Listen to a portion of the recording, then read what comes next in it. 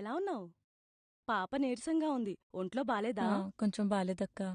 అయ్యో, అర్జెంటుగా హాస్పిటల్కి తీసుకెళ్ళు. సరే అక్క. ఇంకెప్పుడు నెగ్లెక్ట్ చేయకు, సరేనా? సరే అక్క. మీ ఇంట్లో ఓట్లన్నీ నాకే పడాలి, సరేనా? అయ్యో భలేదానివే అక్క. మర్చిపోవు కదా? మర్చిపోనక్క.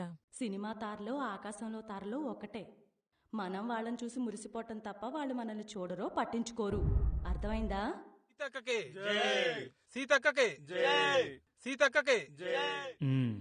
అంటే నీ ఓటు సీతక్కేనంటావు. అంతే కదరా మరి. విన్నావుగా సీతక్కేం చెప్పిందో? మనమెవరో కూడా వాళ్ళకి తెలీదు. అదే సీతక్కనుకో మనకు డైరెక్ట్ గా పరిచయం. మన ఊళ్ళో ప్రతి ఫంక్షన్ కి మిస్ అవ్వకుండా వస్తుంది. ఓటేకపోతే మాటొచ్చద్ది. పదండి కాంపౌండ్ దొరికి. కాంపౌండర్ ఏంట్రా, పిచ్చిగాని పట్టిందా? 4 రోజుల నుంచి ఒళ్ళు కాలిపోతుంటే పిల్లకి. మరి నువ్వే కదా చెప్పావు మన పరిచయం ఉన్నోడు పెళ్లికి ఫంక్షన్కి వచ్చేవాడైతే బెటర్ అని. అందుకే మన వీధిలోని కాంపౌండర్ చూపించేద్దాం. డాక్టర్ అనుకో మనకు పరిచయం లేదు, మనల్ని గుర్తుపడతాడు లేదో కదా.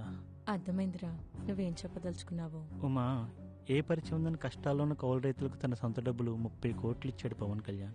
ఏ పరిచయం ఉందని ఉద్దానంలోని కిడ్నీ రోగుల కోసం విదేశాల నుంచి వైద్యులను రప్పించాడు పవన్ కళ్యాణ్. ఏ పరిచయం ఉందని ఎన్నో అనాశరణాలయాలకు కోట్ల రూపాయలు ఇచ్చాడు పవన్ కళ్యాణ్. ఇలా ఒకటా రెండా? అయినా మనకు పరిచయం నాయకులు కావాలో, మన సమస్యలకు పరిష్కారం చూపగలిగే నాయకులు కావాలో మనమే కదా తెలివిగా ఎంచుకోవాలి.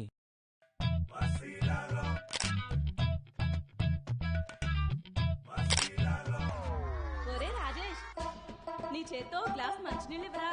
లాస్ట్ టైం నీ చేత్తో మంచినీళ్ళు తాగిన తర్వాతే నేను ఎంపీనయ్యాను.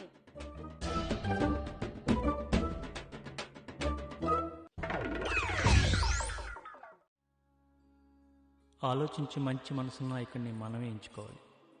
మా తమ్ముడు చెప్పింది నిజమే. పరిచయం లేని వాళ్ళకి ఎంత చేస్తే ఓటేసిన వాళ్ళకి ఇంకెంత చేస్తాడో. ఈసారి పవన్నే మన నాయకుడిగా ఎంచుకోవాలి. గ్లాస్ గుర్తుకే ఓటేయాలి.